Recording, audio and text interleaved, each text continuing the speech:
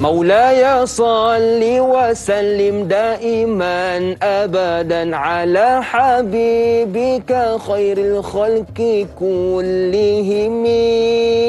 Assalamualaikum warahmatullahi wabarakatuh. Cik Kia pergi memburu bersama Hajah Mumtaz.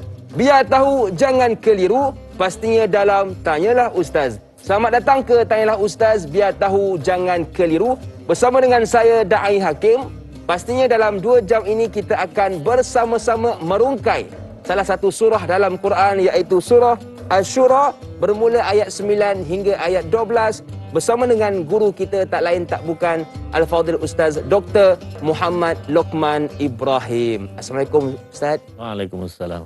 Ustaz, saya ada satu pantun, minta Ustaz sambung, boleh Ustaz? InsyaAllah. Okey. Senyum nampak gigi. Alhamdulillah, jumpa lagi. Mantap Ustaz. Baiklah, terima kasih kepada guru kita yang sudi bersama dengan kita semua pada pagi ini. Kepada anda, keluarga besar Tanyalah Ustaz yang ada sebarang persoalan, boleh saja buat panggilan ke 0377261603 atau boleh juga terus ke Facebook kami Tanyalah Ustaz TV3. Tapi sebelum tu, seperti biasa, ingat, di mana pun kita berada, ke mana jua kita pergi, tolong jaga dan patuhi SOP. Yang pertama, pakai pelitup muka. Yang kedua, tolong jaga penjarakan fizikal. Dan paling penting, tolong terus pakai cecair pembasmi kuman. Bukan apa? Kerana saya difahamkan, kes semalam masih lagi tinggi. Kalau boleh kita menjenguk seketika bagaimana status COVID-19 di negara kita. Kalau kita perhatikan di kaca TV kita sekarang, kes baharu dicatatkan sebanyak 21,468 kes. Kes sembuh baharu dicatatkan sebanyak 17,025 kes.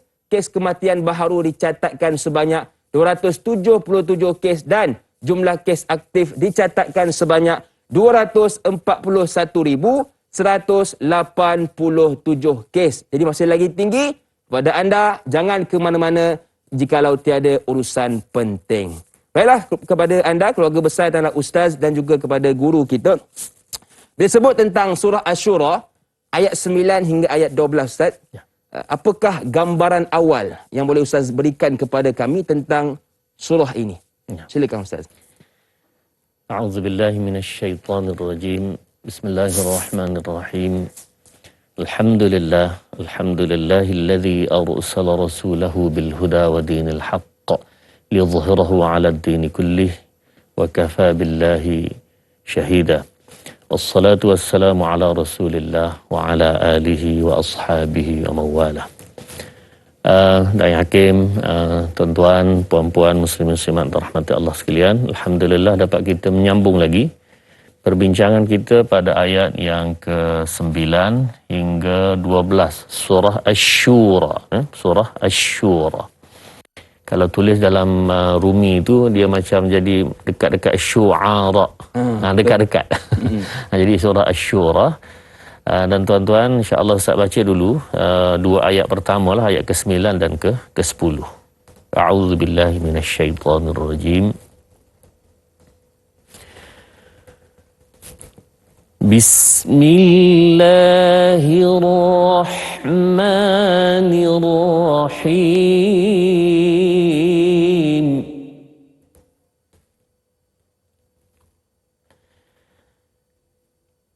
Am ittakhadhu min dunihi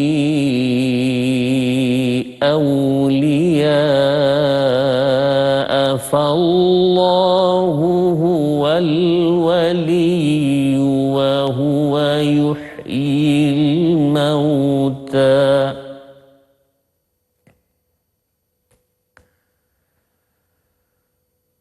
wa huwa ala kulli syai'in qadir.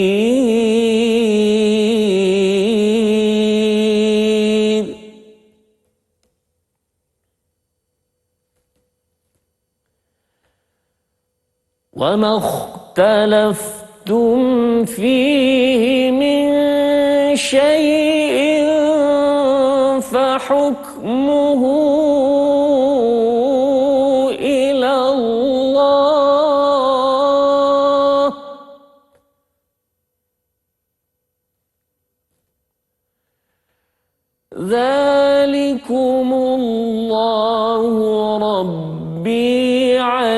عليه توكلت وإليه أنيب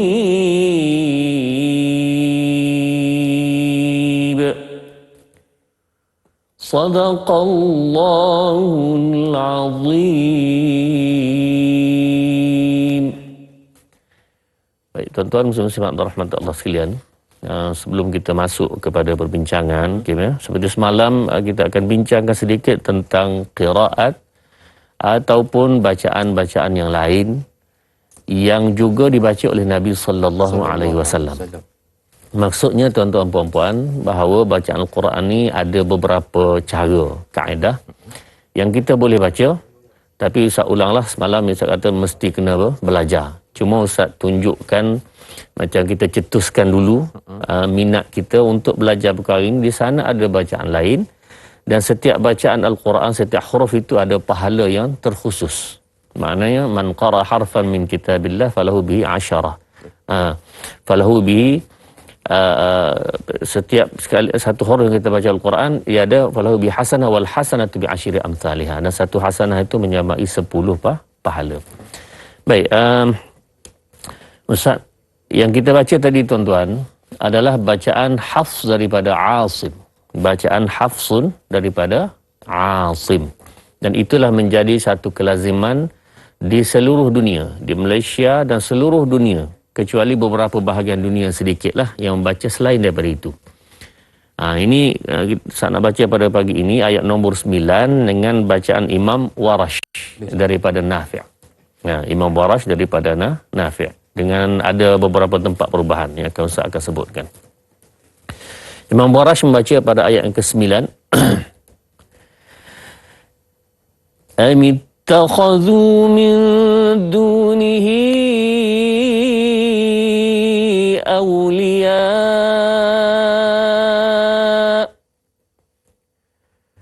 fallahu huwal waliyyu wa huwa yuhyil mauta wa huwa ala kulli syai'in qadir. Jadi tuan-tuan ada beberapa perubahan. Yang pertama, min dunihi itu sama sahajalah, perubahan itu hanya panjang jadi 6 harakat. Min dunihi auliya mak wajib juga 6 harakat. Warash memang 6 harakat. Kemudian wa huwa yuhyil mauta wa huwa yuhyil mauta. Warash membaca kedua-duanya iaitu dengan fathah mauta ya. Kemudian yang kedua membaca mauta dengan taqlil. Betul juga. Kedua-dua itu dibaca oleh Imam Warash. Kemudian syai' itu dengan 6 harakat.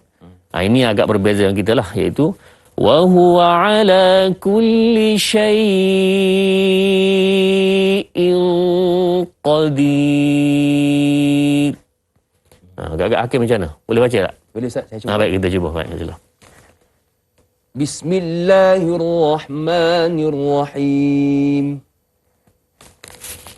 Am ittakhadhu min dunihi awliya fallahu huwal waliyyu wa huwa yuhyil mauta wa huwa ala kulli syai'in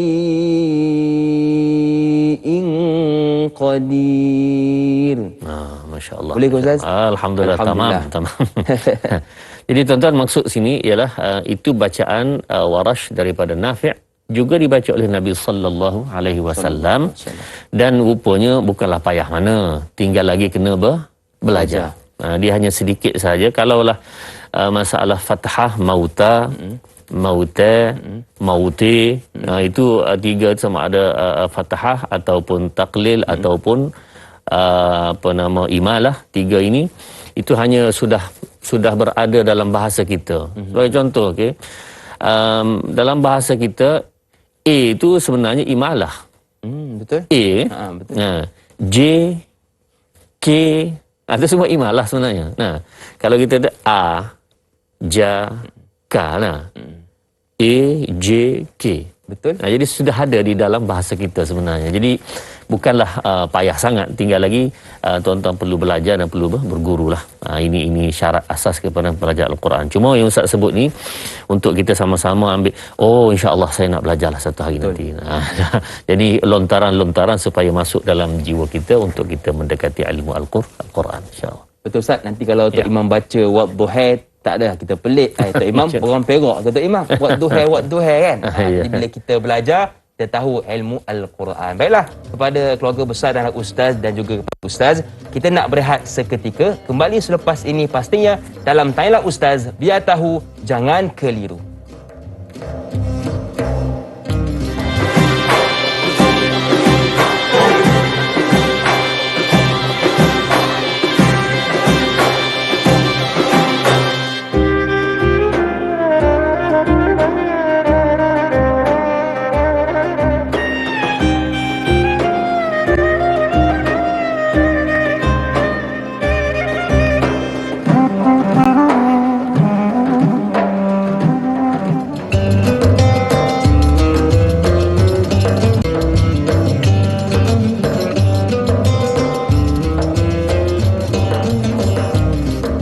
Sedang penonton yang dirahmati Allah sekalian, dalam Al-Quran ada 323,671 huruf. Ada 6,236 ayat dan 114 surah. Bayangkan kalau kita baca dan kita belajar, akan dilipat gali gandakan kepada 10 kebaikan banyak dan besar pahala yang kita akan dapat. Jadi jom kita belajar dan kita baca Al-Quran. Masih lagi bersama dengan saya, Lokman Hakim ataupun Da'i Hakim, bersama dengan Ustaz Dr. Muhammad Lokman Ibrahim. Kepada anda yang ada sebarang persoalan, boleh saja buat panggilan ke 0377261603 atau boleh juga terus ke Facebook kami, Tanyalah Ustaz TV3. Baiklah, kita ada soalan pertama pada pagi ini dari sahabat kita di Facebook. Laila Dila Rosa bertanya, Assalamualaikum Ustaz dan Da'i yang dihormati. Waalaikumsalam.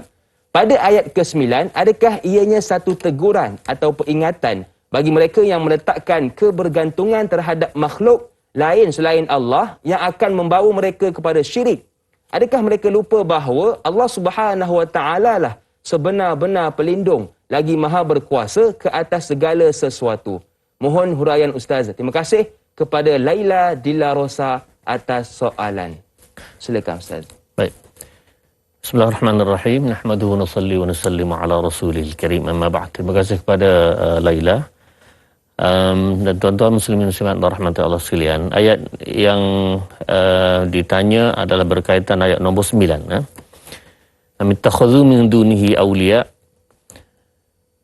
atau mereka mengambil pelindung-pelindung selain daripada Allah, padahal Allah lah yang menjadi pelindung sebenarnya. Dialah menghidup dan mematikan, dan dialah berkuasa di atas segala sesuatu. Tuan-tuan muslim muslimat rahmati Allah sekalian, kita telah bincangkan, sebutkan pada hari semalam, iaitu bangsa Arab ini, kan, dia memang kenal Allah. Memang kenal Allah. Para ulama menyebutkanlah kenapa mereka kenal Allah Subhanahu Wa Taala itu melalui beberapa jalan. Yang pertama ialah kerana Nabi Allah Ibrahim telah mendirikan Kaabah di Mekah tu, kan? Dan jadi kisahnya tentang kejadiannya semua sekali itu telah diceritakan. Mereka mengetahui daripada sunnah Nabi Ibrahim bahawa Allah itu ada. Itu satu. Yang kedua ialah dalam ayat Quran Allah sebut dengan jelas, a'udzubillahi minasyaitonirrajim. وَلَئِن سَأَلْتَهُمْ مَنْ خَلَقَ السَّمَاوَاتِ وَالْأَرْضَ لَيَقُولُنَّ اللَّهُ. Sekiranya kamu tanya siapa yang buat langit bumi kepada orang-orang kafir di Mekah itu, maka mereka akan jawab apa dia? لَيَقُولُنَّ اللَّهُ. Yang buat itu adalah Allah. Poinnya mereka kenal Allah. Baik. Kenal Allah, mereka tetap tidak beriman. Semata-mata kenal, tidak beriman. Tetapi malangnya, yang peliknya, mereka ini mengaku siapa Allah. Jadi kita rasa pelik, kenal dah dan mengaku, tapi tidak dikira beriman. Kenapa? Kerananya mereka buat Allah itu ada kawan. Itu kita panggil syirik. Dalam istilah kita syirik.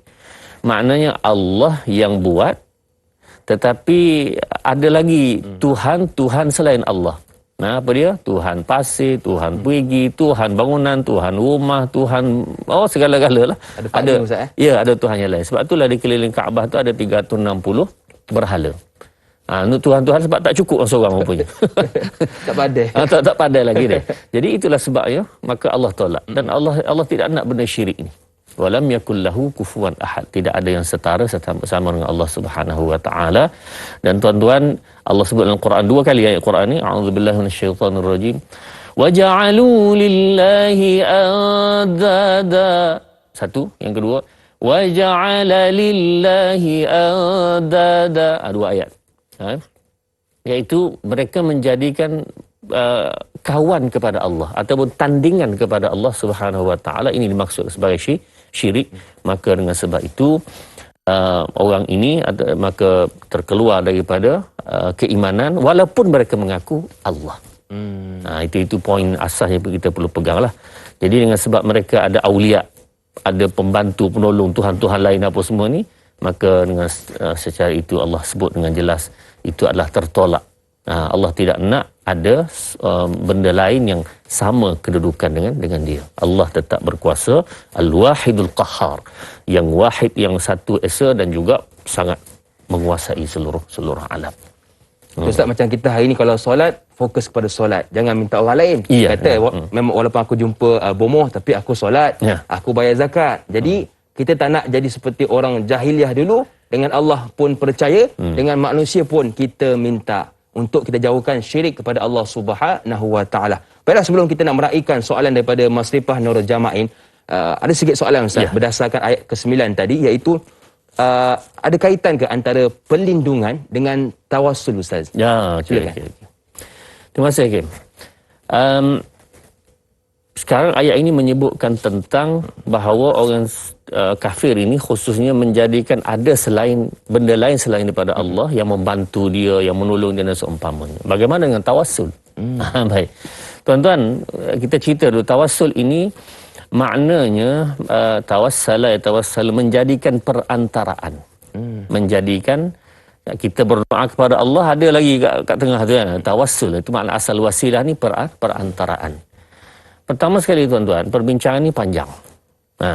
Allah sebut dalam Quran, a'udzubillahi minasyaitonir rajim, ya ayyuhallazina amanu taqullaha wabtaghu ilaihi alwasilah. Wahai orang beriman, bertakwalah kamu kepada Allah dan jadikanlah wabtaghu ilaihi alwasilah, jadikanlah wasilah, perantaraan itu. Jadi perbincangan ulama panjang. Bagaimana cara berlaku zaman Nabi sallallahu alaihi wasallam kepada para sahabat dan semuanya. Dan tawassul ini jelas berlaku khususnya dalam hadis yang sahih ketika berlakunya kering ataupun kebuluran pada zaman hujan tak turun apa sekali.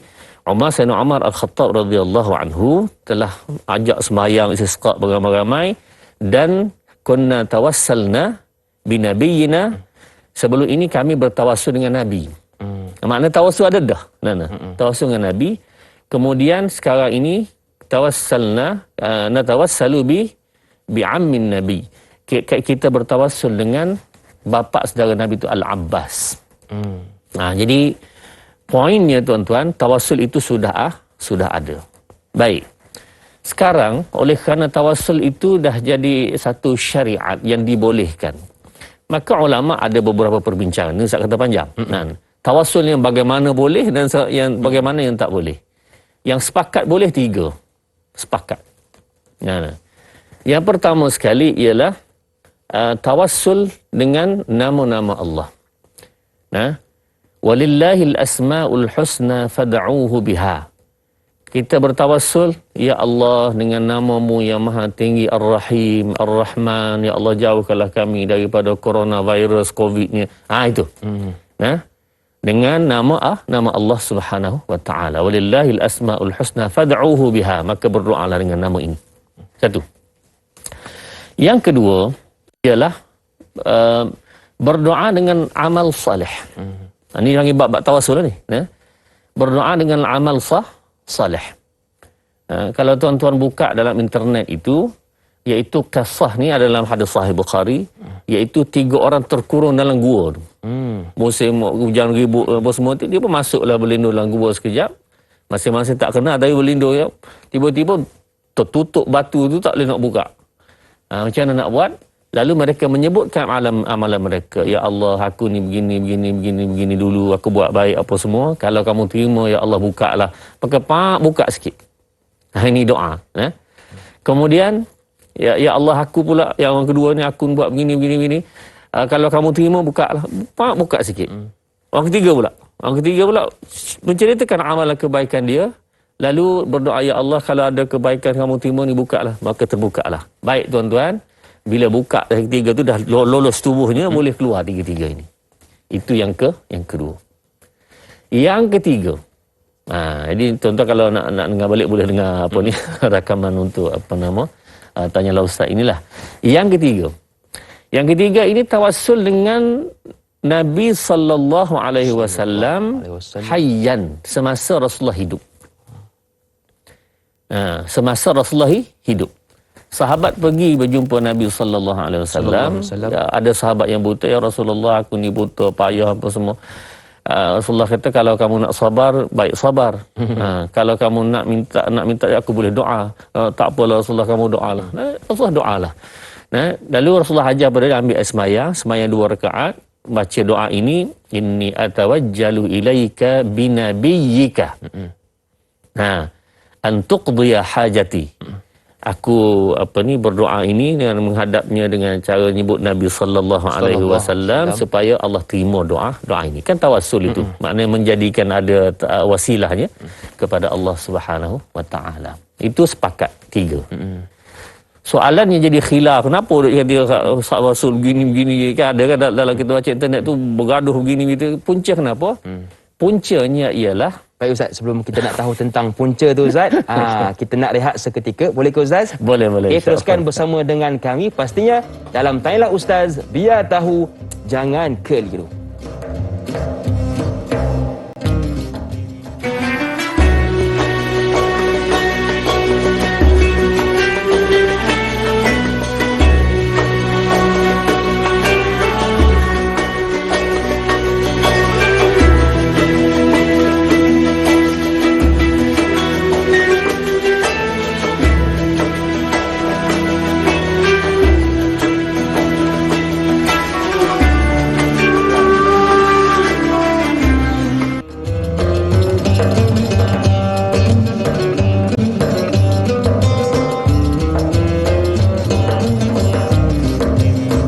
Boleh bertawassul dengan 3 perkara. Yang pertama, bertawassul dengan nama Allah. Yang kedua, bertawassul dengan amalan soleh. Yang ketiga, bertawassul dengan Nabi semasa Nabi hidup. Cuma persoalannya Ustaz, kita duk dengar ada orang gaduh tawassul ni syirik lah, tak boleh lah. Jadi bagaimana Ustaz? Apakah puncanya? Silakan. Baik, terima kasih Datuk Hakim dan tuan-tuan muslimin rahmat Allah sekalian. Sebenarnya ini isu yang sebut tadi panjang. Ini kita cuba ringkas-ringkaskan. Dan tuan-tuan, persoalan yang menjadi pertikaian di kalangan mutaakhirin, orang-orang sekarang ini, ialah tawassul dengan Nabi sallallahu alaihi wasallam selepas wafat Nabi. Boleh ke tidak? Dalam hadis yang Ustaz bacakan tadi, iaitu hadis tentang Umar Al-Khattab radhiyallahu anhu bertawassul dengan Nabi semasa hidup. Selepas Rasulullah wafat kepada dengan Al-Abbas, bapa saudara Nabi sallallahu alaihi wasallam. Baik. Dalam pandangan ulama, saya sebut pandangan ulama, jumhur ulama, Ustaz ulang, jumhur majoriti ulama mengatakan bertawassul dengan Nabi sallallahu alaihi wasallam selepas wafat itu jaiz, harus. Boleh, tidak ada masalah. Dan Ustaz cenderung kepada pandangan ini. Lepas tu ada pandangan yang keras yang kata tu sampai boleh jadi syirik. Itu pandangan melampau. Walaupun dia banyak dalam internet, itu cerita nombor 2. Banyak tu cerita, tapi jumhur ulama. Baik, Ustaz bagi rujukan, tuan-tuan boleh rujuk sendiri. Tapi syarat kena baca bahasa Arab lah. Iaitu dalam kitab Al-Mawsu'ah Al-Kuwaitiyah. Al-Mawsu'ah Al-Fiqhiyah Al-Kuwaitiyah. Iaitu kumpulan pandangan-pandangan ulama, perbincangan panjang di situ, dan disebutkan bahawa jumhur ulama. 4 mazhab setuju. Hanya mazhab yang mazhab Maliki, Syafi'i dan juga Hambali setuju lah ke. Hanya dalam mazhab Hanafi sahaja yang kata benda itu makruh. Mazhab Hanafi. Tapi tak kata haram. Tak seperti sekarang ni kata syirik. Lebih dahsyat lagi lah sekarang ni. Jadi semua benda nak disyirikkan. Semua sekali tak. Selagi dia meyakini bahawa yang Allah yang Asy-Syafi, Allah yang menyembuh, Allah yang memberi, Allah Ar-Razzaq, Allah semua sekali dia yakin itu, ini hanya berdasarkan kepada wasilah atau keberkatan. Semoga-moga Allah mudah terima untuk perkara ini jadi sebab sahaja, maka yang ini dibolehkan. Ustaz ulang sekali lagi, jumhur ulama. Sepakat ulama Ustaz. Ya, jumhur ni maknanya majoriti. Majoriti ulama yang kata begitu. Dan pandangan sekarang atau pula nak kata macam mana sekarang, jadi kita serah kepada yang lebih pakar, yang lebih alim dalam hal ini, iaitu para ulama yang dia jumhur tadi menyebutkan demikian. Baik Ustaz, tadi Ustaz ada sebut tentang perbezaan, tentang khilaf. Ada satu soalan daripada sahabat kita yang boleh kita kaitkan dengan perbezaan yang Ustaz sebutkan tadi. Dari Sarah Rasid Cik-Cik di Facebook. Assalamualaikum Ustaz dan Da'i. Waalaikumsalam. Merujuk ayat 10, adakah segala perselisihan itu berlaku pada perbezaan pendapat sesama manusia dan perbezaan fahaman perkara-perkara dalam agama dan dikembalikan penyelesaiannya kepada Allah? Mohon Ustaz kongsikan. Terima kasih kepada Sarah Rasid Cik-Cik atas soalan. Silakan Ustaz. Baik, terima kasih. Kepada yang bertanya, Sarah Rasid Cik-Cik, soalan yang sangat baik. Dan tuan-tuan muslim rahmati Allah sekalian, ini merujuk kepada ayat nombor 10 lah. Wa makhtalaftum fihi min syai'in fa hukmuhu ila Allah. Apa saja yang kamu ikhtilaf, yang kamu perselisihkan, maka kamu hukumnya ialah kepada Allah Subhanahu wa taala. Ini berkait juga dalam ayat surah Ali Imran, a'udzubillahi minasyaitonirrajim. Fa in tanaza'tum fi syai'in fa hukmuhu farudduhu ila Allah war rasul. Kalau kamu tanaza'tum, ikhtalaftum, kalau kamu berselisih, maka kembalikan ia kepada Allah dan Rasul, iaitu kepada kitab Allah dan Rasul. Tuan-tuan, muslim rahmat Allah sekalian, bagi orang beriman, mukmin, maka dia tidak ada khilaf lah. Maksudnya, memang itulah kita punya asasnya, kita kembali Quran, kembali kepada hadis Nabi sallallahu alaihi wasallam. Baik, itu tidak ada khilaf. Dari Hakim membaca semalam, iaitu hadis in tamassaktum bihima falan tadillu. Kalau kamu berpegang kepada, kamu tak sesat. Apa dia? Quran dan hadis Nabi sallallahu alaihi wasallam. Itu jaminan. Baik. Tuan-tuan, ada satu perkara yang selalunya kalau di dalam internet apa semua, kita tak sebutkan perkara ini. Memahami Quran dan hadis Nabi, itu betul. Yang kedua, yang ketiga itu adalah manhaj ataupun cara nak faham. Faham Quran, faham hadis itu tidak ada khilaf. Tetapi cara nak faham macam mana? Poinnya ialah orang yang liberal sekarang. Liberal dulu, kita tahu liberal dia terkeluar tu dah. Dia fikir Al-Quran ni bebas cara nak tafsir sendiri dia apa semua. Itu orang dulu. Liberal dulu. Liberal sekarang cerdik lagi. Apa dia? Saya ambil daripada Quran. Tu dia. Takkan nak salahkan Quran? Takkan salahkan Quran. Macam mana boleh jadi gitu? Dia pergi lebih lagi. Rujuk Quran juga. Jadi macam Allah kata, farudduhu ila Allah war Rasul. Fa hukmuhu ila Allah. Kembalikan ini kepada Allah dan Rasul. Saya kembali kepada Quran. Walau dia sesat. Ini dia tuan-tuan. Contoh mudah ya. Contoh mudah orang sesat ni tuan-tuan. Dia kata apa? Bahawa Allah Subhanahu wa taala ini bersifat Ar-Rahman Ar-Rahim. Bismillahirrahmanirrahim. Rahman Ar-Rahim. Dan Allah bersifat adil. Innallaha ya'murukum innallaha ya'muru bil adli wal ihsan. Allah memerintah dengan adil. Allah juga adil. Baik tuan-tuan. Jadi keadilan Allah ini, siapa-siapa pun buat baik pasti akan masuk syurga. Siapa-siapa pembuat baik pasti akan masuk syurga. Sekalipun dia bukan Islam. Ayat pertama betul ujung tu. Siapa-siapa buat baik, maka dia akan masuk syurga, betul? Itu betul dah. Betul dah. Tapi hujung dia tambah, sekalipun dia bukan Islam. Sebab dia buat baik. Ini yang kata jadi meletakkan Quran dan hadis itu betul dah, tapi kefahaman dia sudah lari daripada Al-Quran. Dan Allah sebut innahu man yusyrik billahi faqad harramallahu alaihi al-jannah. Siapa-siapa yang syirik kepada Allah, mustahil dia akan masuk dalam syurga. Siapa kata? Allah yang kata. Jadi makna tuan-tuan, dia hanya tidak dari sudut slogan apa semua kita boleh terima bahawa betul kembali Quran dan hadis, tapi kena ada manhaj, kena ada cara yang betul, dan ini dibahaskan oleh para ulama. Kalaulah semudahnya tuan-tuan kembali pada Quran, kita baca Quran ada ayat tengok hadis ada okey, selesai. Kalau semudah itu tak payah ada ulama. Betul Ustaz, macam ayat ni Ustaz. Orang duk kata apa? La ikraha fiddin. Ya, paksaan dalam ya, agama. Bang, kenapa tak solat bang? Allah sendiri tak paksa aku, kau nak paksa aku. Betul Ustaz? Itu antara cara kefahaman yang salah. Sedangkan la ikraha fiddin ini adalah untuk orang yang belum Islam. Tak boleh paksa masuk Islam, tak boleh. Dia nak Islam silakan. Dia tak nak Islam pun itu terpulang, itu hak dia. Tetapi kalau duduk dalam Islam dah, mustahil dia tak boleh dipaksa. Tak sembahyang? Tak boleh. Kena sembahyang. Suka hati saya, Allah kata la ikraha fiddin. Tak boleh, tak boleh. Apa pula ayat tu? Contoh mudah ni, ini jawapan mudah. Kita kalau nak bincang panjang, tak ada masalah. Tetapi tuan-tuan, contoh mudahnya seorang pekerja.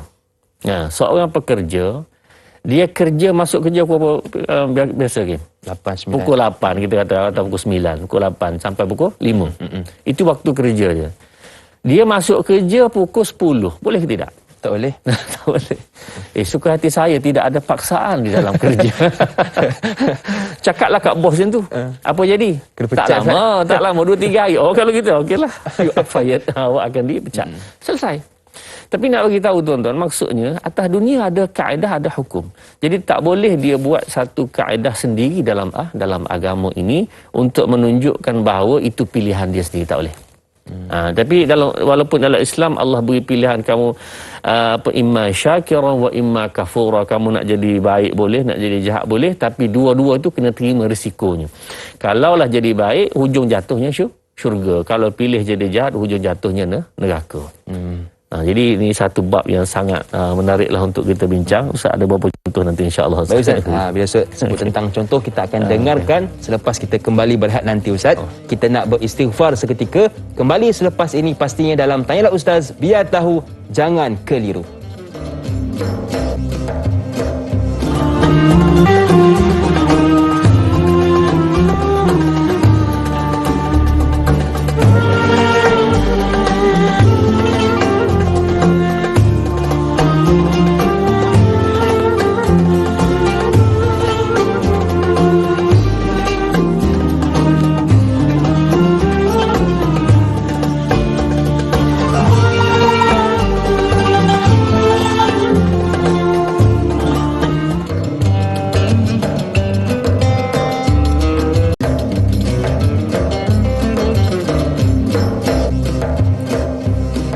Terima kasih kepada anda yang masih lagi sudi bersama dengan kami. Buat anda yang mungkin baru bersama dengan kami pada pagi ini, kita membicarakan tentang surah Asy-Syura bermula ayat 9 hingga ayat 12 bersama dengan guru kita Al-Fadhil Ustaz Dr. Muhammad Luqman Ibrahim. Sebarang soalan boleh saja buat panggilan ke 0377261603 atau boleh juga terus ke Facebook kami Tanyalah Ustaz TV3.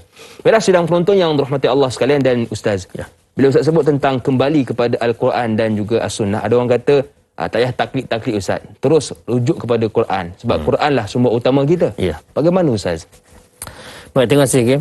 Dan ini adalah satu perkara yang sangat jadi macam mainstream sekarang ini dah. Okey, kita tak perlu dah ulama-ulama punya pandangan apa semua. Kita ada Quran, ada hadis, kita boleh rujuk. Baik, soalan yang nak ditanya, nak rujuk kepada Quran dan hadis ni, kita faham ke tak Quran hadis? Itu soalan nombor satu lah. Nah, Ustaz dah cek. Tuan-tuan boleh cek sendiri. Cuba tengok orang yang kata berpegang kepada Quran dan hadis. Mereka sendiri pun kefahaman pelbagai. Dalam satu perkara, yang ni faham gini, ni faham gini. Macam contoh baru ni, isu tentang tak payah baca surah Al-Fatihah, apabila imam itu baca surah Fatihah kan, maka kita makmum ni hanya ngikut imam dah. Bila ngikut imam tak payah kita baca Fatihah, imam dah baca. Baik, dalam mazhab kita kena baca juga kan. Dalam mazhab Syafi'i kita kena baca. Dia kata tak payah baca sebab hadis sebut dengan jelas. Baik, orang yang kata kembali kepada Quran dan Sunnah, saya dah rujuk perkara ini, iaitu di kalangan mereka pun khilaf. Ada kata kena baca, ada kata tak kena baca. Di kalangan mereka sendiri. Belum masuk masalah mazhab. Nah, jadi tuan-tuan, maknanya poinnya mudah, bahawa mereka sendiri pun tak dapat memastikan apakah maksud sebenar kembali Quran kepada hadis. Dengan secara sempurnanya tak boleh cerita juga. Jadi, ulama-ulama yang telah meninggalkan kepada kita perbendaharaan ilmu yang begitu banyak tu, kita hanya ambil dan rujuk kepada mereka sudah mencukupi. Tak, kita ada Quran, saat kita faham, kita boleh rujuk, okeylah tuan-tuan. Kalau kita faham sangat, kita boleh rujuk sangat. Kim, kita dalam Quran sebut, a'udzubillahi minasyaitonirrajim, ya ayyuhalladzina amanu idza qumtum ilas salah fawsilu wujuhakum. Bila kamu ambil air sembahyang, maka kamu kena basuh muka. Si Bokem cerita, kat mana bahagian muka? Fawsilu, basuh muka. Muka tu kat mana ke? Tak tahu Ustaz, kena rujuk hadis atau apa ni. Betul? Baik. Rujuk hadis Nabi sallallahu alaihi wasallam. Okey, bila rujuk hadis Nabi sallallahu alaihi wasallam, Nabi basuh muka. Nah, baik. Bila tengok dalam kitab fiqh yang ada sekarang, ialah yang disebutkan muka ini apa dia? Muka ini hujung rambut ni. Kemudian sampai di bawah dagu ni. Hujung dagu tu lebih sikit lah. Kemudian anak telinga ke anak telinga ini. Nah, ni tak rambut kita ni kan. Itu parasmu muka. Soalan nak tanya, ambil kat mana semua tu? Betul. Tak disebut dalam Quran. Tak ada sebut. Ada tak? Tuan-tuan, kalaulah tuan-tuan rasa yakin bahawa boleh rujuk pada Quran dan Sunnah, Ustaz beri kepada tuan-tuan, ini cara peribadi, buat kajian sendiri. Cek, buktikan bahawa muka ialah daripada sini ke sini ke sini ke sini ni. Tu kuasa, buktikan itu dulu. Ambil mana tu? InsyaAllah seminggu tuan-tuan tak jumpa. Bak muka pun bak muka je. Dah pening bak muka tak jumpa. Pening bak muka. Kenapa tak sembahyang? Muka tak selesai lagi. Muka tak selesai. Itulah puncanya kita memberi orang satu kaedah kembali Quran Sunnah, tapi kita pun tak confirm sebenarnya ke mana. Ulama telah tinggalkan semua ilmu yang ada kepada kita tu, dah boleh rujuk dah. Kalau kita nak pergi satu-satu tuan-tuan, mati kita. Ini betul. Hakikat. Tak boleh lagi. Belum pergi kepada yang kedua tangan pula.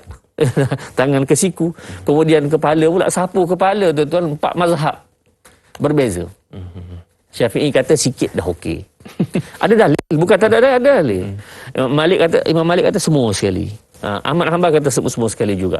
Kemudian Imam Hanafi kata 1/4 mencukupi. Daripada mana mereka ambil? Kita kata sapu macam mana? Nah, famsahu wamsahu bi ru'usikum, sapuhlah kepala kamu. Jadi tuan-tuan, maknanya perkara ini dia tidak semudah ini sunnah, ini bid'ah. Ini Rasulullah buat, ini Rasulullah tak buat. Tidak semudah itu. Dalam masalah takbir saya tuan-tuan, ada 3-4 pandangan ulama. Takbir ni, takbiratul ihram kan? Allahu akbar sini. Hazwa mankibai. Allahu akbar di sini, di telinga ni. Nah, sini pula ada. Jadi maknanya ada beberapa pandangan. Dalam hadis Sahih Muslim ini sini saya. Kamu tak tengok hadis yang Sahih Bukhari juga ada sebut di sini? Sebab itulah Imam Syafi'i diangkat sampai sini kerana mengambil pandangan kedua-duanya sekali. Sini pun ya, sini pun ya. Jadi dia ambil di sini. Itu sebabnya tuan-tuan. Tak ada baca Ustaz. Kita tahu satu hadis, pun hadis Muslim kat sini. La ilaha illallah. Mudahnya kita la ilaha illallah. Tidak boleh begitu tuan-tuan. Jadi kita tahu sikit, rupanya ada banyak lagi perbendaharaan hadis yang Nabi sallallahu alaihi wasallam sebutkan. Begini boleh. Jadi kita tak tahu, bid'ah. Pula lah bid'ah selalu dah. Betul. Jadi tuan-tuan, ilmu ni sangat-sangat luas dan perkara ini dibincang oleh para ulama. Umur kita ni sangat pendek untuk menceritakan, untuk mengkaji semua ini. Betul. Cukuplah tuan-tuan nak ambil masa 1 bulan kaji hadis berkenaan ambil sembahyang je. Kalau kita mampulah. Betul. tercabut rasa otak kita. Berubang Ustaz Kalau tuan-tuan nak kaji hadis ni, Ustaz panjang sikit nak. Kalau tuan-tuan nak kaji tentang hadis yang ambil sembahyang, hadis itu satu perkara, tuan-tuan kena rujuk pula kalau sampai kepada Imam Bukhari, hadis ini Bukhari. Okey. Imam Bukhari nak ambil mana pula hadis ini? Kenapa dia sahihkan hadis ini? Betul. Rawi-rawi dia tu sahih belaka ke tidak? Kita percaya itu taklid. Kita percaya kepada Bukhari. Percaya kepada Bukhari itu taklid. Kalau kita rasa tak nak taklid, kita cari sendirilah. Tak mampu pula tak? Jadi maknanya itulah hakikat. Jadi jangan hanya kita mengatakan bahawa kembali Quran dan Sunnah, berhenti situ tak, tetapi ada manhaj.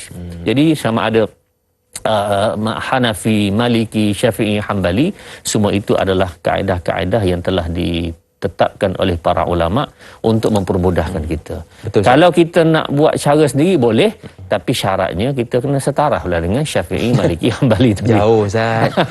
Kalau tak payah. Betul Ustaz. Orang kata zaman sekarang benda boleh buat mudah. Kenapa buat susah? Baiklah Ustaz. Kita dah bincangkan ayat 9 hingga ayat 10. Sekarang kita nak dengar pula Ustaz.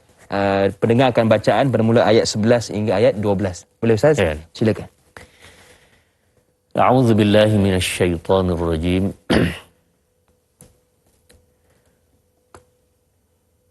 فاطر السماوات والأرض جعل لكم من أنفسكم أزواجا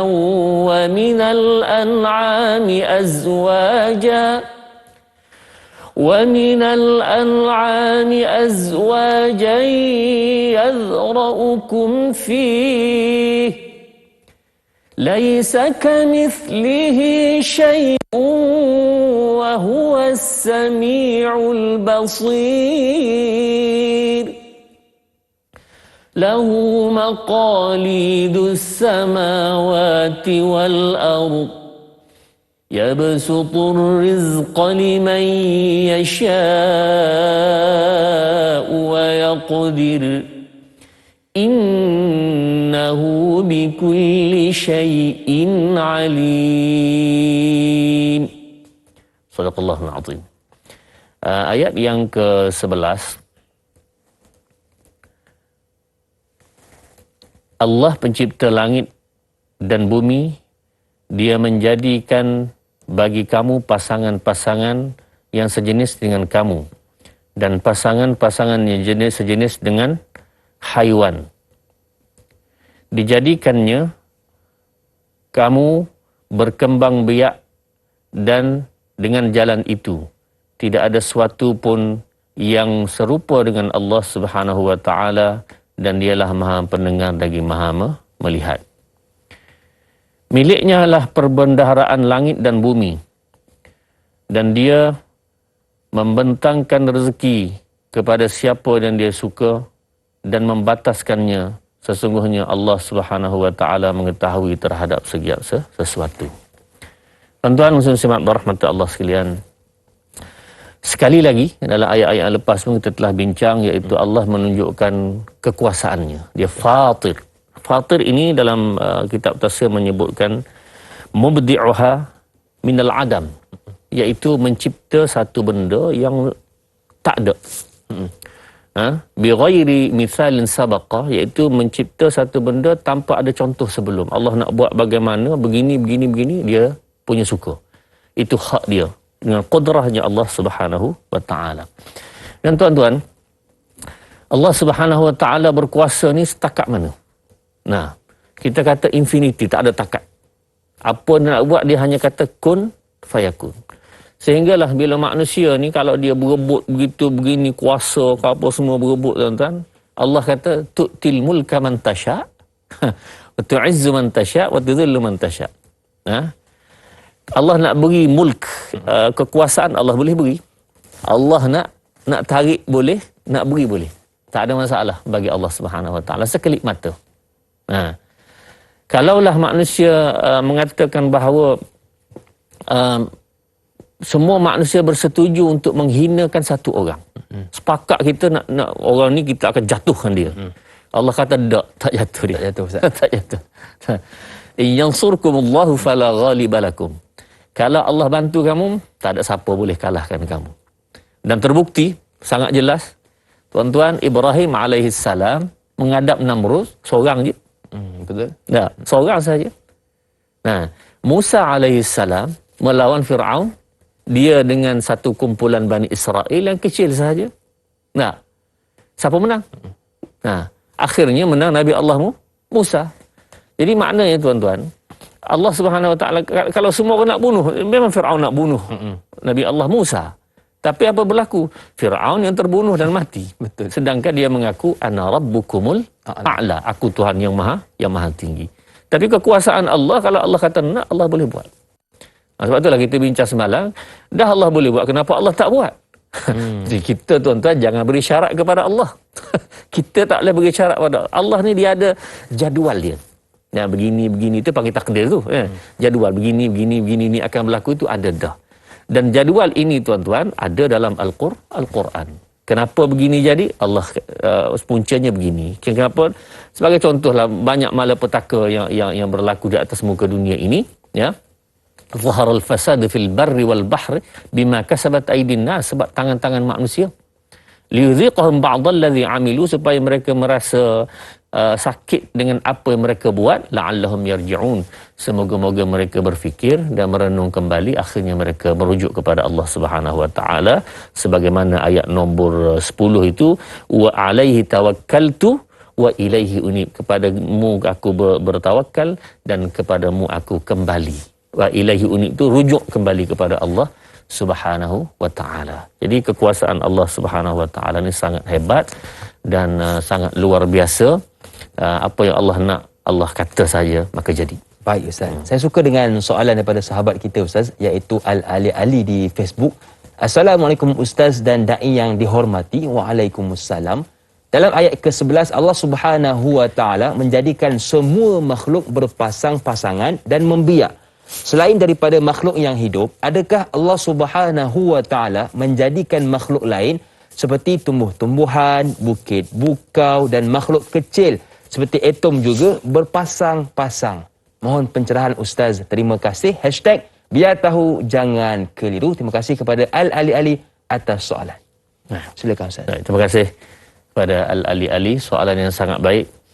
Tuan-tuan, kalau dalam isu antara ja'ala lakum min anfusikum azwaja, jadikan berpasang-pasangan manusia lelaki, perempuan, binatang, jantan, betina dan atomnya apa semua itu, kalau perbahasan ini orang sains sangat-sangat menarik lah dia punya perbincangan. Cuma Ustaz nak maksudkan di sini ialah bahawa Allah Subhanahu Wa Taala memang buat begitu. Nah, dia ada apa ni, ion kan, kalau kita belajar sains tu dia ada lelaki, perempuan, begitu semua. Jadi itu asas kejadian kepada manusia, tidak kepada asas kejadian kepada perkara lain. Jadi dengan sebab itu apabila Allah jadikan demikian, sebenarnya Allah nak menunjukkan kuasa. Menunjukkan kuasanya bagaimana Allah menjadikan alam ini. Nah, baik. Dan tuan-tuan, bila Allah Subhanahu Wa Taala menyebutkan tentang kekuasaannya, Allah sambung pula laisa kamitslihi syai'. Seluruh perkara lain itu tidak akan sama dengan Allah Subhanahu Wa Taala. Laisa kamitslihi syai'un wa huwas samiul basir. Dialah yang Maha pendengar, lagi Maha melihat. Tuan-tuan, ayat perbincangan tentang laisa kamitslihi syai'. Okey, ayat kita pada hari ini ada beberapa perkara yang menjadi khilaf, perselisihan di kalangan ulama. Dan ayat ini juga laisa kamitslihi syai', Allah tidak serupa segala sesuatu, ini menjadi perbincangan yang sangat panjang. Perbincangan sangat panjang, khususnya dalam bab ilmu akidah. Bab ilmu akidah. Ayat Quran ni tuan-tuan, dia ada dua bahagian yang besar. Satu dia panggil ayat muhkamat. Yang kedua ialah ayat mutasyabihat. Mutasyabihat ayat samar. Muhkam ni ayat yang jelas, ayat yang dari sudut takrifnya ialah ayat-ayat yang difahami dengan satu jalan sahaja. Itu muhkam. Contoh ayat ini, laisa kamitslihi syai'. Allah tak serupa segala sesuatu. Ada tak cara nak faham lain lagi pada tu? Tak ada, satu tu. Ayat ini memaksudkan bahawa Allah tak ada sama dengan dia. Nah, satu. Mutasyabihat ialah perkara-perkara ataupun ayat-ayat yang berkenaan dengan satu ayat boleh faham banyak. Boleh faham banyak. Sebagai contoh yang sangat-sangat dibincangkan dalam internet, apa semua dalam kitab-kitab pun samalah. Ar-Rahmanu 'alal 'arsy istawa. Tuhan istiwa di atas arash. Ada istiwa. Istiwa ni makna apa? Ada macam-macam makna, duduk ada, bersemayam ada, menguasai ada, menyempurna. Oh, banyak-banyak. Kata Imam Ibn Arabi ada 15 makna. Banyak. Maksudnya tidak difaham dengan satu. Ada. Jadi dengan sebab itu tuan-tuan, ayat mutasyabihat satu, ayat muhkamat. Di dalam masalah berpegang, ini saya nak tekan di sini ya. Dalam masalah berpegang kepada ayat Quran, nak buat hukum, maka hukumnya diambil kepada ayat muhkamat. Ayat jelas lah. Nah, ini kalau hukum Allah tak serupa segala sesuatu. Habis. Noktah. Habis cerita. Nah, tapi kalau Allah duduk atas arash, banyak masalah. Banyak masalah. Kenapa? Kerana perbincangan. Allah kata laisa kamitslihi, Allah tak serupa. Kita bagi letak duduk tu satu masalah tu. Betul. Kenapa? Kerana dah menyamakan. Jadi dengan sebab itu walaupun perbincangan ulama jadi panjang perkara ini, cuma nak beritahu kita ambil yang ini. Baik tuan-tuan.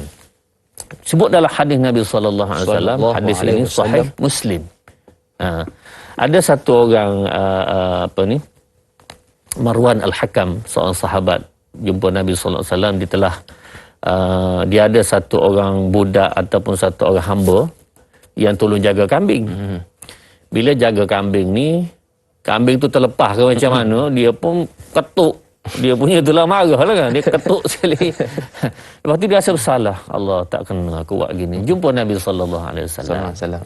Bila jumpa Nabi SAW, maka Rasulullah pun kata, cuba minta hamba itu datang. Dia pun datanglah. Datang kepada Rasulullah. Rasulullah pun tanya kepada dia, Aina Allah? Di mana Allah? Maka dia jawab, Fis sama. Di langit. Tengok tu boleh? Allah di langit. Jadi tuan-tuan, perbincangan hadis ini ulama bincang, oh ya Allah, kalau tuan-tuan baca berkitab-kitab tentang perbincangan tentang hadis Aina Allah ini. Hadis di mana Allah. Itu dalam sahih Muslim, tapi perbincangan yang panjang. Ustaz nak sebut kat sini, oleh kerana hadis ini termasuk dalam hadis-hadis mutasyabihat itu. Jadi bila mutasyabihat, yang kita kembalikan kepada muhkamat. Kembali kepada yang jelas. Yang jelas apa dia? Laisa kamitslihi syai'un. Allah dengan ketinggian betul. Tetapi Allah kalau disebut ke atas apa semua, itu satu perbincangan yang jadi panjang. Jadi insya-Allah nanti Ustaz akan perdetailkan lagi sedikit tentang perkara ini. Kita di situ insya-Allah. Baik Ustaz. Jadi Allah ini tiada sama dengan mana-mana makhluk. Baiklah, banyak lagi yang ingin kita bincangkan bersama dengan guru kita, Ustaz Dr. Muhammad Luqman Ibrahim. Tetapi Ustaz, Tanyalah Ustaz di TV3 akan berakhir di sini. Teruskan menonton siaran tambahan 30 minit di TV9. Tanyalah Ustaz, biar tahu, jangan keliru.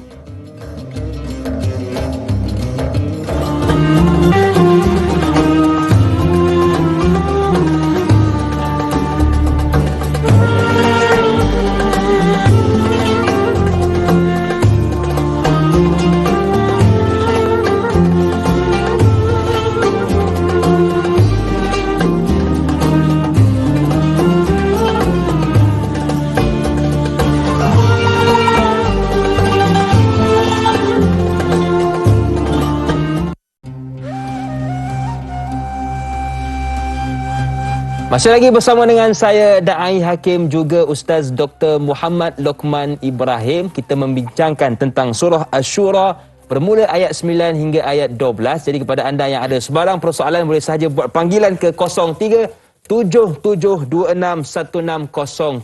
atau boleh juga terus ke Facebook kami, Tanyalah Ustaz TV3. Baiklah Ustaz dan sidang penonton, saya agak tertarik dengan soalan yang diajukan oleh sahabat kita di Facebook. Sahziatul Siddiq bertanya, Assalamualaikum Ustaz dan Da'i. Waalaikumsalam. Ayat 11. Bagaimana bagi pasangan suami isteri yang tidak dikurniakan zuriat? apakah itu ujian dari Allah Subhanahu wa taala untuk melihat pasangan-pasangan tersebut untuk sentiasa bersabar dan sentiasa meletakkan usaha dan tawakalnya hanya kepada Allah Subhanahu wa taala. Mohon pencerahan Ustaz. Sarapan dengan sirap selasih, saya ucapkan terima kasih. Saya ni pantang orang berpantun. Sarapan dengan ikan gelama, saya ucapkan sama-sama. Baik, terima kasih kepada Sahziatul Sidik atas soalan. Silakan Ustaz. Okey, terima kasih kepada Sahziatul Sidik. Soalan yang sangat baik, tuan-tuan, khususnya Abdul Rahman Allah sekalian. Ini berkaitanlah dengan ayat kita tentang Allah Subhanahu wa taala menjadikan manusia berpasang-pasangan, kemudian akan bercambah biaklah daripada pasangan itu. Tapi ada di setengah-setengah orang yang tidak dikurniakan oleh Allah tentang zuriat. Baik, tuan-tuan, di kalangan para ulama menyebutkan orang yang seperti ini boleh berikhtiar dengan cara-cara yang dibenarkan oleh syarak lah. Yang itu perlu diperdetailkan. Dalam fatwa-fatwa pun ada perkara ini. Cuma saya nak sebutkan dalam ayat Quran, Allah Subhanahu wa taala surah Nuh menyebutkan tentang a'udzubillahi minasyaitonir rajim. Innahu kana ghaffara yursilis samaa'a 'alaikum midrara wa yumdidkum bi amwalin wa banina wa yaj'al lakum jannatin wa yaj'al lakum anhara. Faqultu astaghfiru rabbakum, kamu istighfarlah banyak-banyak kepada Allah Subhanahu wa taala, Allah Maha Pengampun. Dengan sebab itu yursilis samaa'a 'alaikum midrara, Allah akan turunkan hujan dengan banyak. Nanti banjir pula Ustaz. Dah Allah tahu kadarnya ya dah. Maksudnya dengan sebab hujan tadi rezekinya, pokoknya naik, apa semua bertambah.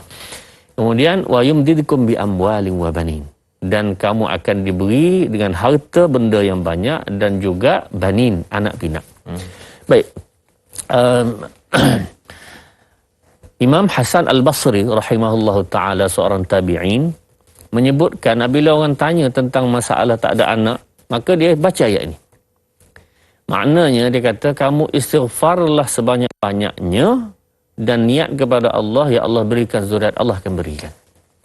Sebab ayat itu dengan jelas menyebut bahawa kesan daripada istighfar ialah kaya. Tengah orang susah sekarang ni, istighfar banyak-banyak. Kita kata, apa hubungan Hubungannya ialah Allah yang beri. Betul. Allah yang beri. Bila pengampunan pada orang tempat itu kepada diri dia, minta apa pun Allah terima. Masalah yang tuan-tuan, kita minta apa pun Allah tak terima kerana dosa banyak. Ustaz sendiri pun samalah. Samalah Ustaz. Jadi maksudnya bila banyak kesalahan, bila banyak dosa dan noda itu, kita minta angkat tangan pun Allah tak pandang. Kenapa? Ada hijab. Hijab itu disebabkan oleh dosa-dosa. Jadi dengan sebab itu tuan-tuan, Ustaz cadangkanlah kepada orang yang seperti ini, istighfar banyak-banyak. Kalau kata Ustaz, anak banyak dah. Tak nak dah. Nak 7-8 dah anak. Nak membesar pula kan. Baik tuan-tuan, kalaulah begitu istighfar tadi, insya-Allah Allah Subhanahu wa taala beri keberkatan pula pada anak. Kadang-kadang yang anak ramai itu masalah lain pula mari. Betul. Seorang seanak. Baru 6. Alhamdulillah. Ada cadangan lagi nampaknya. Jadi tuan-tuan, maksudnya apabila kita beristighfar ini, keberkatan itu akan datang, dan berusaha ikhtiar dengan cara begini adalah salah satu sunnah dan diajar oleh Nabi sallallahu alaihi wasallam. Betul Ustaz, kadang-kadang kita dah banyak doa ni, 1/3 malam, doa dekat Mekah dan macam-macam tempat yang mustajab kita berdoa, tapi kadang-kadang Allah tak kabulkan. Barangkali mungkin, bab kata Ustaz, kita banyak dosa. Jadi banyakkan istighfar dan teruskan berdoa kepada Allah Subhanahu wa taala. Baiklah, soalan seterusnya daripada Mak Etun. Assalamualaikum Da'i dan Ustaz. Waalaikumsalam. Ayat ke-12, dia melapangkan rezeki bagi siapa yang dikehendakinya dan menyempitkannya. Soalan saya, rezeki setiap makhluk sudah ditetapkan dari Lauh Mahfuz lagi. Adakah bermakna kita tetap kena berusaha untuk dapatkannya? Jika kita tidak berusaha, adakah rezeki kita itu tidak akan sampai pada kita? Mohon pencerahan. Terima kasih. #biar tahu jangan keliru. Mak Etun dari Semerah Padi, Pokok Mangga, Melaka. Terima kasih Mak Etun. Betul Ustaz. Hari ini rezeki ni adakah datang bergolek Ustaz? Silakan Ustaz. Baik, terima kasih kepada Mak Itun. Hari ini merujuk kepada ayat yang ke-12. Lahu maqalidus samawati wal ard. Allah lah baginya ada perbendaharaan langit dan bumi. Ya basutur rizqa liman yasha wa yaqdir. Yabsut maksudnya Allah menebarkan, membentangkan kepada rezeki kepada siapa yang dia nak, dan Allah menyempitkan, yaqdir, membataskannya. Innahu bikulli syai'in alim, dan dialah mengetahui terhadap segala sesuatu. Tuan-tuan, hakikatnya kalau tuan-tuan baca hadis Nabi sallallahu alaihi wasallam, cukuplah hadis 40 tu, hadis nombor 4. Hadis nombor 4 iaitu hadis berkenaan kejadian manusia. Nah, dikandung anak Adam itu 4 bulan. Dia sebut dalam hadis itu 40 hari, 40 hari, 40 hari. Maksud 4 bulan lah. Summa nufikha fihi ruh, ditiupkan ruh.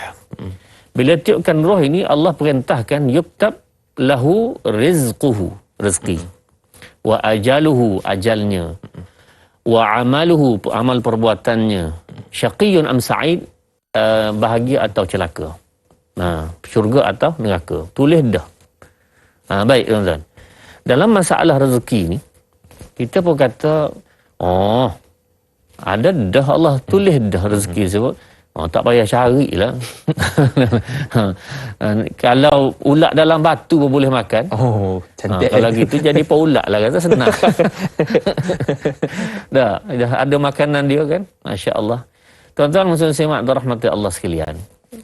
Dalam hadis tersebut, ini kena faham dengan jelas. Dalam hadis tersebut, Allah menceritakan, Rasulullah menceritakan ilmu Allah. Ilmu Allah. Makna dari sudut pengetahuan Allah, Allah tahu dah rezeki orang ni banyak ni. Kita je mana kita tahu ke tidak? Betul. Kita tak tahu. Kita tak tahu tu buat kerja. Itu kerja. Betul. Jadi Allah ni pula bila dia suruh buat ikhtiar, dia ada penilaian. Orang ni usaha sia-sia, dia beri. Tak, orang ni tak usaha, malah tidur je kerja. Dia tak beri. Tapi semua itu dalam pengetahuan Allah Subhanahu wa taala. Sebab itulah dalam hadis Sahih Muslim berkenaan orang yang mana man sarrahu ay yabsuta lahu rizquhu, siapa yang suka untuk rezekinya itu ditambahkan banyak, wa yunsalahu fi athari, dan juga umurnya jadi panjang, falyasil rahimah. Kamu hubunglah silaturrahim. Kita kata apa hubungan silaturrahim dengan rezeki bertambah, umur panjang? Tak. Tuan-tuan, ni kata Imam Nawawi rahimahullah ta'ala dalam hadis ini, ya. Adakah ini menunjukkan bahawa qada Allah berubah? Qada itu berubah. Ini pandangan diberikan oleh Imam An-Nawawi rahimahullah ta'ala. Ilmu Allah yang azali, pengetahuan Allah si A, si B ni akan hidup begini mati, itu Allah sudah tak berubah. Ilmu Allah yang azali. Cuma dalam masa menentukan orang ini, Allah simpan dulu. Kalaulah orang ini menyambung silaturrahim, maka umurnya akan ditambah sedikit. Tapi itu sudah dalam pengetahuan Allah, ilmu azali sudah ada. Cuma tinggal lagi dia bergantung, tengok kalau dia menyambung silaturrahim, maka rezekinya bertambah. Itu ada yang Allah berikan begitu. Dan itu berbincang ulama, yamhullahu ma yasha wa yathbit, Allah boleh ubah ni, Allah boleh tambah, itu hak Allah Subhanahu wa taala. Tetapi hakikatnya perjalanan hidup manusia daripada dia lahir sampai dia mati, itu dalam ilmu Allah yang azali, itu tidak berubah selama-lamanya. Jadi maksudnya tuan-tuan, dalam hal masalah rezeki, dalam hal masalah tambah berkurangnya kita punya rezeki ini, maka usaha dan ikhtiar. Dan tuan-tuan, Ustaz sangat-sangat cadangkan dalam hal seperti ini supaya kita di samping mendengar perbincangan tentang Tanyalah Ustaz ini, tuan-tuan cubalah dengar pula kisah-kisah orang-orang yang daripada sangat-sangat miskin papa ke dana, kemudian menjadi seorang jutawan. Ustaz, ada kisah tersebut, Ustaz? Ya, ada. Okey, kita nak dengar selepas ini, selepas kita berehat seketika, Ustaz. Ya, okey, kita nak beristighfar seketika. Kembali selepas ini pastinya dalam Tanyalah Ustaz, biar tahu jangan keliru.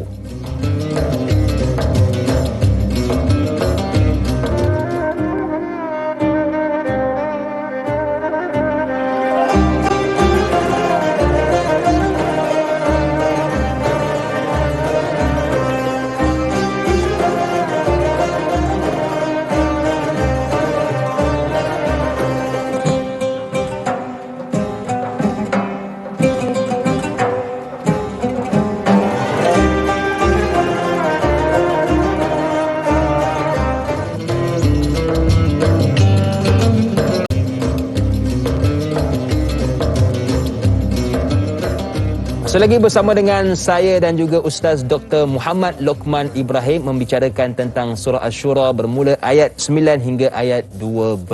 Baiklah Ustaz, tadi Ustaz nak sambung tentang kisah orang miskin jadi jutawan. Betul Ustaz? Okey, silakan Ustaz.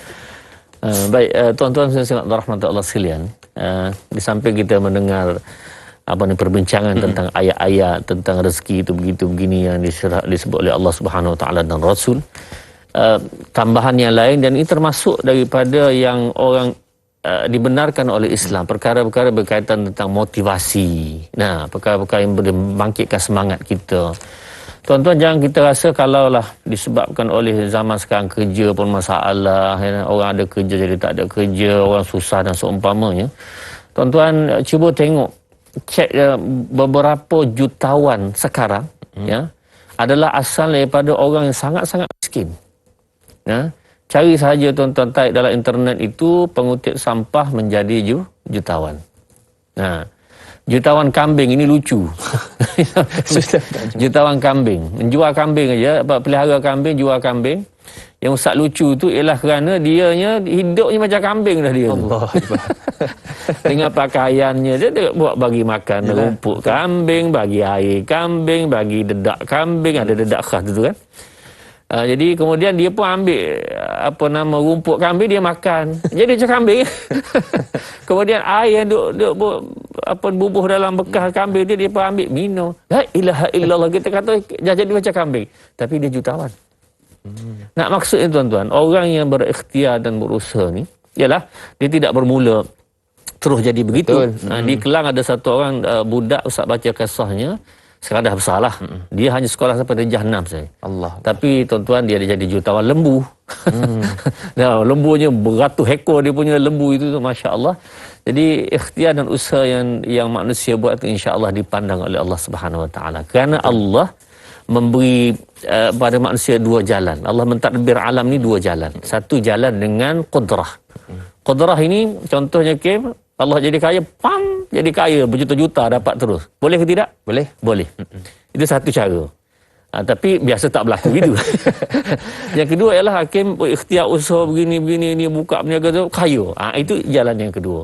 Jadi dua-dua jalan ini adalah betul, dan tuan-tuan, kita tak nafikan bahawa qudrah Allah Subhanahu Wa Taala boleh buat semua, tapi kadang-kadang Allah nak tengoklah ikhtiar dan usaha daripada kita. Jangan berputus asa, la tayasu min rahmatillah. Jangan kamu berputus asa daripada rahmat Allah Subhanahu Wa Taala. Betul Ustaz, tapi ramai orang yang pertama Ustaz, dia nak kaya tapi tak nak usaha. Tunggulah Allah bagi aku kaya. Jadi ini benda yang kita kena perbetulkan. Baiklah, soalan seterusnya dari sahabat kita Pak Suli Ramli. Assalamualaikum Ustaz dan da'i yang dihormati. Waalaikumsalam. Semoga dalam rahmat Allah Subhanahu Wa Taala. Amin. Soalan saya, adakah dalam ayat ke-12 Allah Subhanahu Wa Taala permudahkan segala urusan rezeki atas perjanjian sejak mula sebelum dihantar seseorang makhluk ke dunia? Dan adakah Allah Subhanahu Wa Taala juga sengaja menguji dengan menyempitkan rezeki sesetengah dari kita semata-mata mahu melihat sejauh mana kesabaran seseorang hambanya? Mohon pencerahan Ustaz. Terima kasih. #biar tahu jangan keliru. Ada 3 emoji Ustaz. Ya. Ustaz ambil senyum, bunga bagi kat producer, yang thumbs up saya ambil. Baik, silakan Ustaz. Okey, terima kasih Pak Suli Ramli. Soalan yang sangat baik, dan dalam soalan itu sebenarnya sudah ada jawapannya. Iaitu memang sebenarnya Allah Subhanahu Wa Taala tahu sejak azali lagi demikian. Yang kedua, untuk menguji itu pun betul. Tapi tuan-tuan muslimat rahmat Allah sekalian, dalam masalah rezeki yang Allah Subhanahu Wa Taala berikan kepada kita ini, sebagaimana Ustaz sebutkan, bahawa hakikatnya kita tidak tahu. Jadi patutlah aku miskin, Allah tulis dah aku miskin sejak daripada awal lagi. Tak, bukan begitu tuan-tuan. Hakikatnya Allah Subhanahu Wa Taala dalam ilmunya mengetahui, tapi manusia tak tahu. Dalam keadaan kita tak tahu, itulah kita berusaha, ikhtiar. Bagaimana cara? Dan tuan-tuan kena ingat, kalaulah kita susah sangat pun, susah sangat, dan ikhtiar Ustaz tak jadi juga, adalah kita kata begitu. Tuan-tuan, kita cubalah tengok kepada golongan para sahabat Nabi radhiyallahu alaihim ajma'in. Sahabat Nabi ni ramainya miskin daripada yang kaya. Ramainya miskin. Yang kaya tu ada tapi tak ramai. Yang ramainya miskin. Betul. Tapi tuan-tuan, kemiskinan mereka ini tidak menyebabkan mereka buang agama. Ini yang pelik. Yang kemiskinan ni tidak menyebabkan mereka buang agama. Tuan-tuan buka dalam internet tu, tolong cari ini, iaitu Ashabus Suffah ataupun Ahli Suffah. Ahli Suffah ni golongan yang hidup bersama Nabi. Makan bila Nabi makan. Tidur di masjid aja. Di Masjid Nabawi sekarang pun masih ada lagi tempat yang dikenang-kenangkan sebagai tempat yang duduknya Ahli Suffah, itu belakang kuburan Nabi sallallahu alaihi wasallam. Setinggi ni lebih kurang, ya. Ada tangga sikit, boleh muat dalam 30-40 orang ke atas tu. Sampai ke hari ni ada. Dan golongan ini tuan-tuan, mereka berada di masjid, Rasulullah tak halau. Rasulullah tidak halau. Salah seorang daripada mereka namanya Abu Hurairah radhiyallahu anhu. Sebab tu lebih orang petikai Abu Hurairah. Macam mana dia boleh tahu banyak hadis? Dia perawi paling banyak tu. Macam mana dia boleh tahu banyak hadis? Yalah, dia hidup dengan Nabi. Betul. Sahabat-sahabat besar lain, dia mungkin bersama Nabi, kemudian petang, siang hari dia kerja, petang baru boleh balik jumpa Nabi. Jadi makna kurang sikit. Tapi Abu Hurairah hidup bersama Nabi SAW. Pernah Abu Hurairah menceritakan bahawa Rasulullah panggil aku, wahai Abu Hurairah, datang sini, ambil susu, satu bekas mangkuk itulah, ambil susu, pergi bagi kepada semua ahli suffah. Allah. Dia terkejutlah. Kalau mana nak cukup. Satu mangkuk je, orang puluh-puluh orang. Tapi oleh kerana Rasulullah cakap itu, dia pergilah. Pergi dan bagi minum, bawa balik mangkuk balik. Kata Rasulullah, ada lagi air. Allah Akbar. Sekarang kamu minum. Dia pula minum sampai kenyang, dia kata. Minum susu tadi. Ada lagi. Ada lagi. Allah Akbar. Rasulullah pula minum. Ini itu Nabi SAW. Ini yang paling keberkatan. Tapi nak beritahunya, itulah ahli suffah yang ada di itu. Tapi mereka ini tuan-tuan tidak tukar agama benda lain.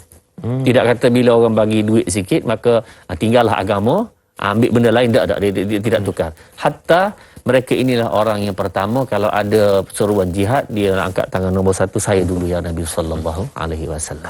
Jadi maknanya kemiskinan tadi atau kekayaan tidak menghalang mereka daripada mentaati perintah Allah. Hakikat tuan-tuan, atas muka dunia ni kita hidup sekejap aja. Tuan-tuan rujuk ayat ini, wa inna yawman 'inda rabbika ka'alfi sanatin mimma ta'udun. Hidup atas muka dunia ini sekejap sangat. Seperti mana yang disebut dalam ayat Quran itu ialah satu hari di akhirat 1000 tahun atas muka dunia. Tuan-tuan bagilah 60-70 tahun ni berapa jam akhirat sana? Satu hari 1000 tahun. Lama. Di akhirat satu hari 1000 tahun tamu dunia. Tak ada siapa 1000 tahun tamu ke dunia. Tak? Kalau 1000 tahun pun satu hari. Tapi tuan-tuan, kalau kita bagi umur kita 60-70, kalau panjang umur lah 60-70, tu pun hanya sekitar 1 jam 30 minit. Itu saja ini sebab akhirat.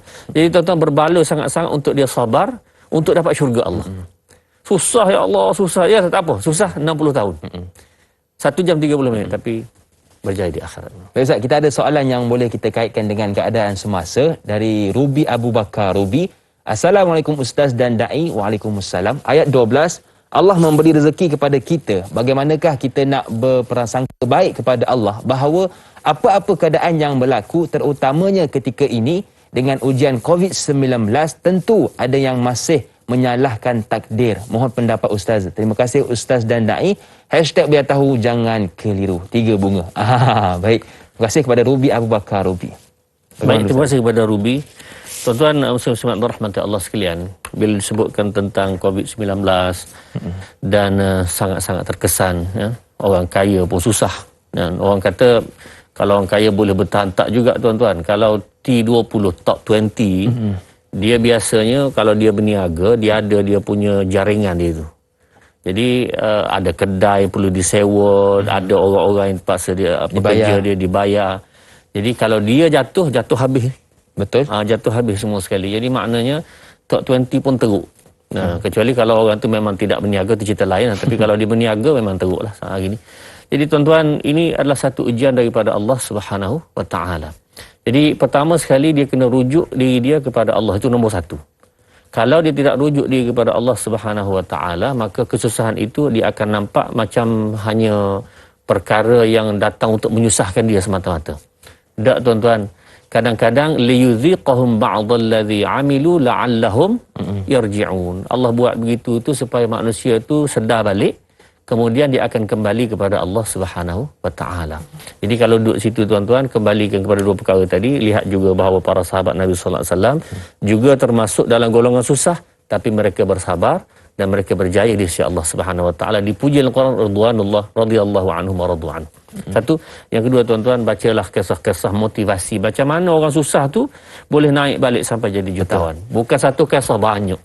Kalau saya nak cerita ni banyak kisah-kisah seperti boleh itu. baca sendiri Ustaz. Ya, baca sendiri untuk memotivasikan diri. Kita kena berikhtiar Ustaz, jangan mengalah pada keadaan ini. Mudah-mudahan Allah bantu kita semua insya-Allah. Baik Ustaz, kita pun sudah berada di penghujung rancangan Tanyalah Ustaz, biar tahu jangan keliru. Mungkin Ustaz ada sedikit doa sebagai penutup program kita pagi ni. Silakan Ustaz. A'udzubillahi minasyaitonirrajim. Bismillahirrahmanirrahim. Alhamdulillahi rabbil alamin. Wassalatu wassalamu ala asyrafil anbiya'i wal mursalin wa ala alihi wa sahbihi ajma'in. Allahumma arhamna bil Qur'an waj'alhu lana imaman wa nuran wa hudan wa rahmah. Allahumma dhakkirna minhu ma nussina وعلمنا منه ما جهلنا وارزقنا تلاوته آناء الليل وأطراف النهار واجعله لنا حجة يا رب العالمين. وصلى الله على سيدنا محمد وعلى آله وصحبه وسلم والحمد لله رب العالمين. Amin, amin, ya Rabbal Alamin. Terima kasih kepada guru kita yang sudi berkongsi ilmu dengan kita pada pagi ini, dan juga kepada anda, keluarga besar Tanyalah Ustaz. Teruskan menonton Tanyalah Ustaz pada esok pagi bersama dengan sahabat saya Da'i Nizal dan juga panelnya Prof. Madya Dr. Muhammad Suki Osman. Tajuk Asma'ul Husna Al-Muntakim Al-Afu Ar-Ra'uf dan Al-Malik. Bermula 6.30 pagi hingga 8.30 pagi. Akhir kata, pisang sebiji di atas peti. Datang tetamu harus diberi. Pahala terkumpul dibawa mati. Dengan ilmu selamatlah diri. Saya Da'i Hakim, senyum nampak gigi, ada rezeki. Jumpa lagi. Assalamualaikum warahmatullahi wabarakatuh.